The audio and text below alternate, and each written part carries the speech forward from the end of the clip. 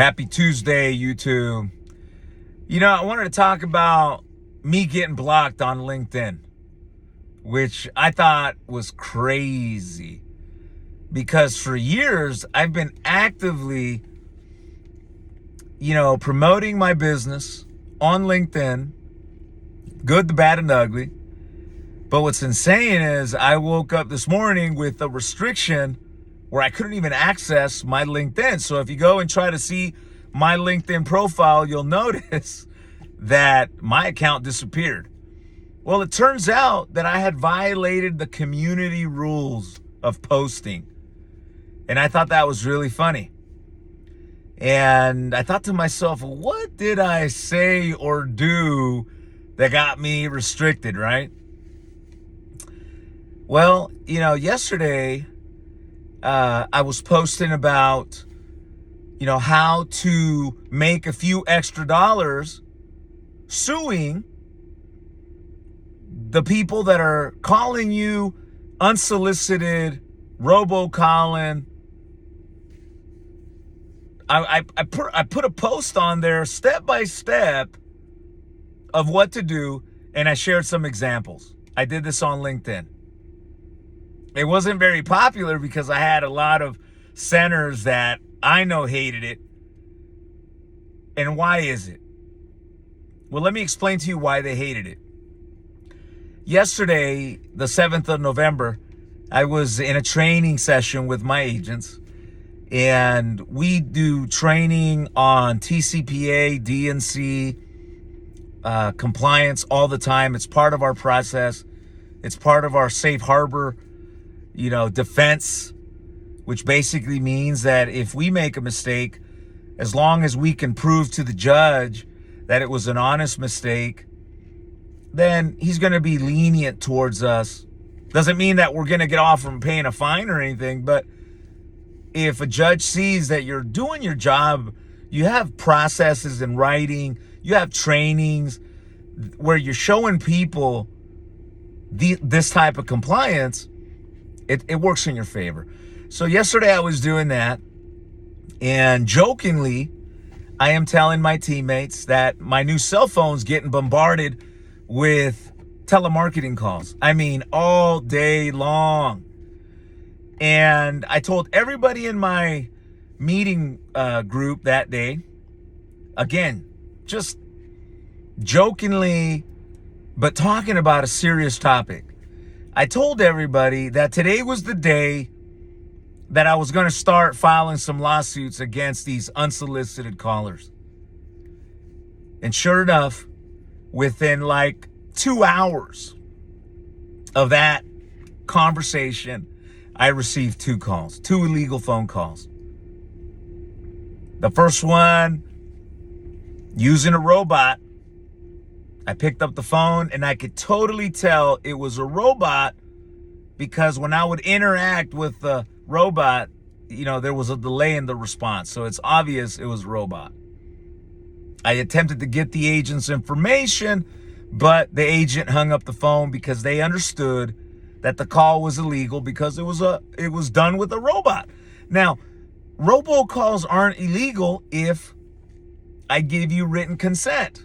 If I go on Facebook asking for a final expense quote, it's not illegal then if the opt-in is legitimate, meaning I asked for the information.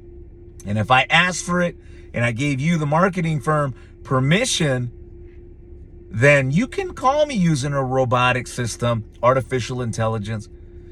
But if I didn't, that's where the violation kicked in. Anyways, the first call didn't pan out. The person on the other end figured out that I was asking some probing questions, hung up the phone. The second call came through literally within like an hour. Like if they were like they knew that I was waiting for someone to make a mistake. Sure enough, it happened. And I find it a little bit comical because I was talking about this, but it's very serious when you think of how many of these calls are being done every single day illegally. So the second call, again, I heard the bloop, very common with robot dialing systems. And then I heard a female voice, artificial intelligence robot. So I went ahead and busted out my recording to record the conversation. As you guys know, our systems these days come with recording features, and if you're selling insurance, it's recommended to make sure you have a recording. Not to mention if you're doing Medicare. So I went ahead and did that.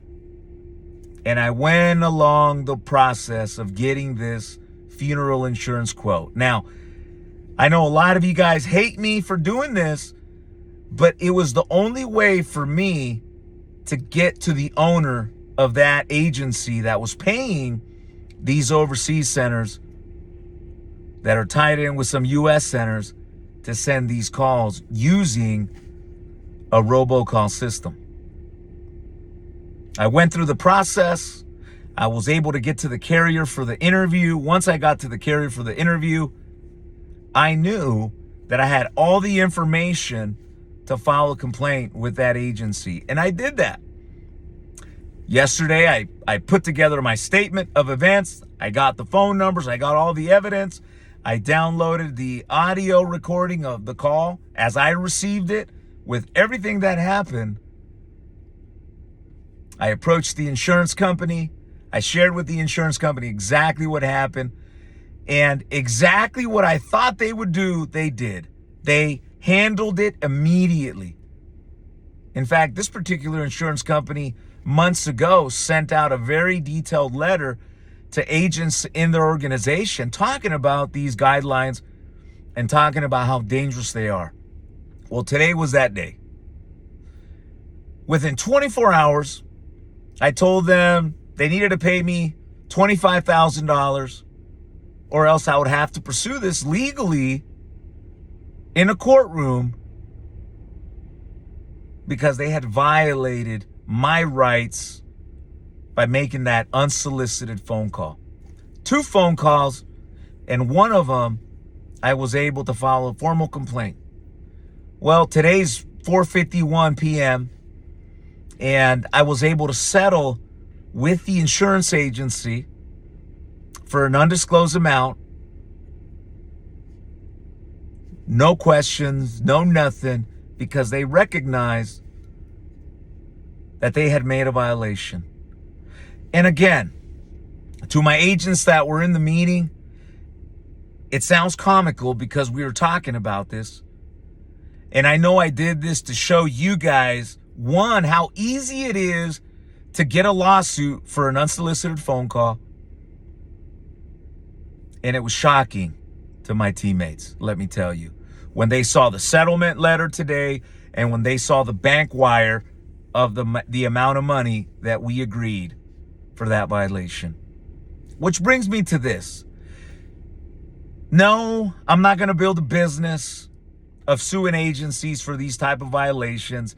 But, you know, I am tired of watching these centers working with U.S. agencies not give a damn. And, hey, I know that don't affect me. It's not my fine. But I am in this business. And I've been in this industry 18 years. And just like you see Medicare right now, dealing with all of these restrictions and new regulations. Why? Because others have ruined it for the ones that are doing it right. I asked the question a few weeks ago if final expense was next. And the answer is, I believe it is. There's 330 million Americans living in the U.S. 240 million Americans are registered on the Do Not Call registry. Crazy. TCPA violations like what happened to me. Every single day, this is happening. If you're getting a bunch of these unsolicited calls, give me a call. I'll give you some tips on exactly what steps to take so you can settle with some of these people that are doing this and make an example out of them so they stop doing it, so that way we don't get hurt. Because eventually, the easiest way to fix an issue is to shut it down across the board and then figure out how to put guidelines and regulations. And all these years, Final Expense has been an amazing product to sell. But I'll tell you, if it becomes difficult like it is to sell in Medicare over the telephone because of all the guidelines and regulations, eventually it's not if, it's only a matter of when it starts affecting us. For example, this agency, it wasn't if, it was only a matter of when they were going to have to pay a fine for doing what they've done. So to my friends at LinkedIn, hey, I don't know, why you guys blocked me, but I'm sure you guys don't like to see people like me encouraging others to file lawsuits for these unsolicited phone calls. And I feel okay about it because what I've shared with a lot of you guys over the years are facts. For years, I've come on my channel. I've talked about these guidelines. I've talked about these regulations, but people just don't think it applies to them. Well, let me tell you what, it applies to all of us. And if we don't do our part, eventually we're going to get hurt because we won't be able to sell over the phone anymore. So with that said, I hope you guys have a great week. It's getting chilly here in NorCal. And I really do hope you guys are trained on these issues. And again, if you would like to learn more about TCPA and DNC guidelines, check out some of my videos here on my channel. I talk about it a lot. And if you'd like to learn how to go after some of these people that are just blowing up your phones for no reason, call me and I'll show you exactly what I did in the last 24 hours to get a settlement in my favor. Peace.